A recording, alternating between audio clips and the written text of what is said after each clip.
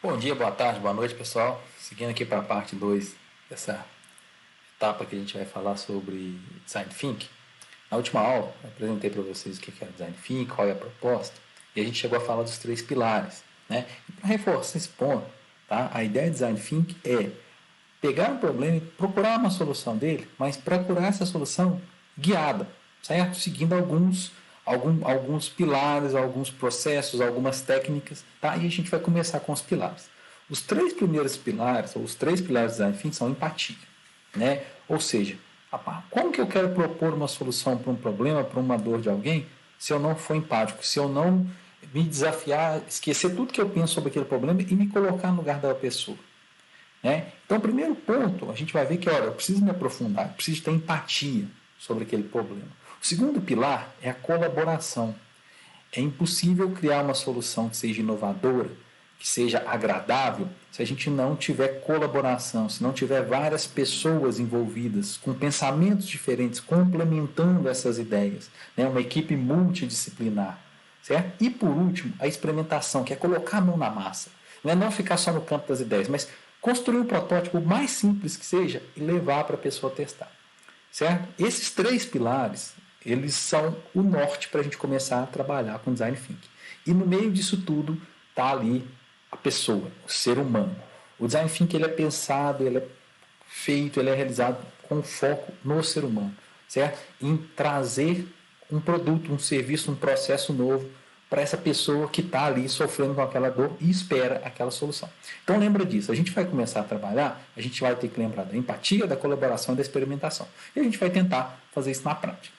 Para colocar isso em prática, o Design Thinking ele traz algumas etapas, algumas fases que a gente tem que cumprir baseado naqueles 3 pilares. Então, por exemplo, para ter empatia com alguma coisa, a primeira coisa que a gente precisa é entender aquele problema, né? É debruçar, é aprofundar para conhecer aquele problema.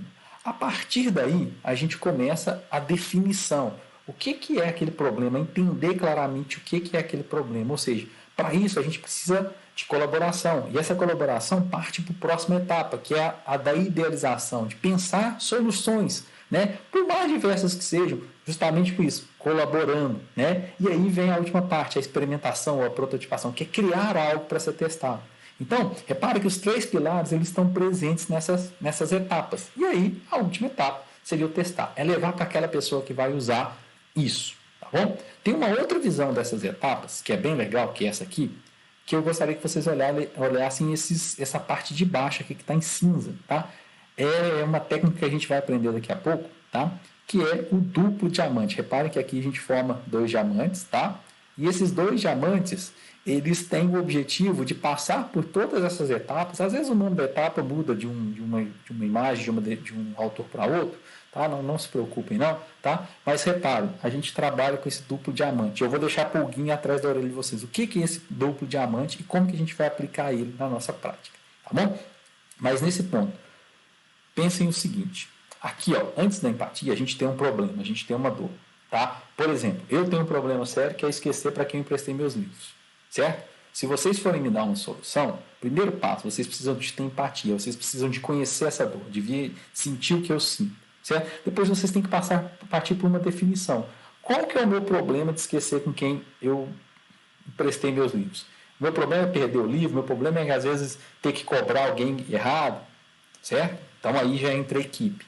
A partir dessa definição, vem a ideia. Peraí, como que a gente pode ajudar o Bruno com essa dor que é dele? Certo? A gente pode pensar um aplicativo, a gente pode sugerir para o Bruno comprar uma agenda, fazer um caderninho dedo duro, ideias. Aquela ideia que é a principal, a gente parte para a prototipação, que é para construir algo para ser testado, certo? E aí, a partir desse teste, a gente vai melhorando. Então, o Design Thinking também, ele é uma iteração, ele não é um caminho de uma mão só. Ele vai e volta, tá? Ele vai e volta, a gente testa, a gente corrige, a gente volta, redefine, tem novas ideias, com uma equipe multidisciplinar, pensando sempre no ser humano, focado ali no ser humano, para entregar para ele uma solução que realmente resolva. Tá bom? Então a gente vai fazer essas etapas.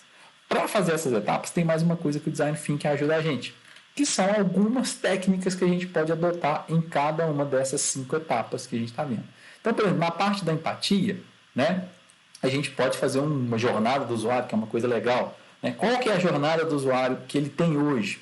né? Isso, aonde que está a dor de cabeça, aonde que é o problema para ele, né? Na parte da definição, a gente pode criar uma persona, que é pegar esse usuário e criar uma persona, um personagem fictício, falar quem que ele é, quais são as características, por que que ele sofre, certo? Na parte da ideação tem uma muito famosa, que é brainstorm, né? Que é reunir, conversar, mas aí muita gente às vezes acha que brainstorm é design thinking, não é, tá? Tem uma que é muito legal também, que é Crazy 8, nem está listado aqui nessa imagem, mas é muito legal, tá? E depois a gente vai para a prototipação, que tem outras técnicas, né? Uma técnica muito usada é storyboard, praticamente uma história em quadrinho, onde a gente vai explicar ali como que vai ser a nossa solução, onde que ela vai se encaixar, tá bom? Como na nossa disciplina a gente vai trabalhar com aplicativos móveis, né, a gente vai criar um protótipo ali, né, e testar ele, mas nada impede a gente de ter um storyboard, de o usuário entender aonde ele vai estar participando, tá bom? E, por último, a fase de teste, né? E nos testes tem teste conceitual, tem teste de feedback, né? Tem teste de você disparar para muitas pessoas. Então, essas são técnicas que a gente pode estar usando no Design Thinking, beleza? Então, gente, essa é uma parte mais conceitual e na próxima aula a gente vai ver um pouquinho sobre esse duplo diamante, como que a gente vai colocar isso em prática, tá bom? Então, mais uma vez, muito obrigado, valeu e até a próxima. Se cuidem aí. Tchau, tchau.